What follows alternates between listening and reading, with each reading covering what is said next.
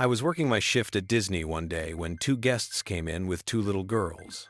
One was in a wheelchair, and the other one looked like she had just seen death. Both were cut and bruised, and the one in the wheelchair had her arm in a cast. The two women were actually nurses from a hospital and were asking for a refund on the girls' tickets, something we avoided doing at all costs. When I asked why, they told me the story.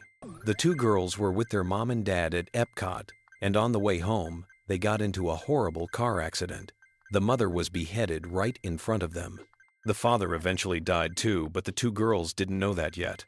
They were from overseas and had no money and no contact information for anyone they knew. They were bringing the tickets back to get the girls some much-needed money to help get them back home. My heart absolutely sunk. If you had seen these girls, you'd know why. They were truly traumatized.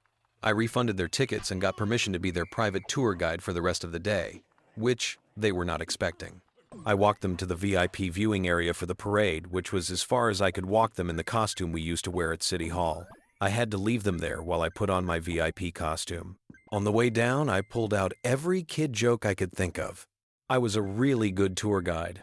I helped write part of it, and I knew how to make kids smile. Nothing worked. These girls were too far gone for that. I left them at the bridge to go change, walked backstage, and bawled my eyes out. I just had never seen something so horrible. I was truly affected, and it was a terrible feeling of powerlessness, not being able to fix the situation. When I came back, I brought them to get ice cream, take them on rides and stuff, but they never smiled, not once. The nurses were loving it and were trying to get them into it, but it just wasn't working. We went back to the bridge to watch the parade. It was there that I honestly saw true magic. Real magic, not I had called the parade department to let them know what was going on and set up a private meet and greet after the parade.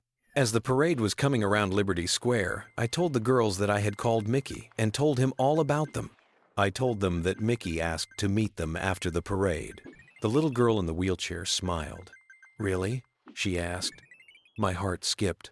"Yes, really. He told me to tell you to look out for him in the parade and to follow the float back to City Hall." The other girl smiled. "You mean right now?" she asked. It had worked. They were talking. Not laughing, but talking. It was the first time I had heard them speak. Every single parade performer came up to them on the bridge and told them to look out for Mickey. Every one of them told them that. When Mickey's float came up, Mickey, who was attached to a pole at the top of the float, managed to turn her body sideways, look down at the girls, and point towards Main Street. That was all it took. The girls were excited now. They had forgotten about death. They were lost in a magical world, and I couldn't believe I was watching it unfold in front of my eyes. We followed that float all the way back to City Hall, singing Mickey Mania the whole way. Back then, City Hall used to have a VIP lounge behind the desk that was for privacy during difficult situations or to host celebrities. I took them in and showed them the book where all of the autographs were. They were eating it up. The girl who was Mickey that day got down off her float and without even taking her head off walked up to me backstage and said, "Let's go."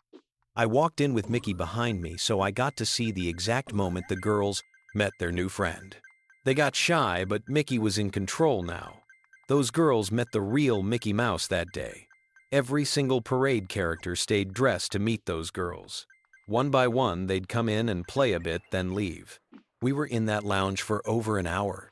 Mickey stayed in costume the entire time, which is hard to do after a parade. When Mickey finally said goodbye, I had two excited girls on my hands that couldn't stop smiling. They talked and talked and talked. We had a wonderful day after that, but what I remember most is when we walked by the rose garden, the older one said, "Oh, my mommy loves roses." And she stopped. I held out my hand and walked her to the gate, picked her up and put her on the other side and said, "Pick one." She looked happy as she picked out her favorite rose. She didn't say anything more, and she didn't need to. I said goodbye to the wonderful nurses and the wonderful girls, then walked backstage behind the train station. This time, I didn't cry. It felt so good to be a part of that. I realized that as much as I liked helping guests at City Hall, the true magic of Disney was in the character department. I auditioned, transferred, and never looked back. Thanks for letting me relive this. It was a special day for me.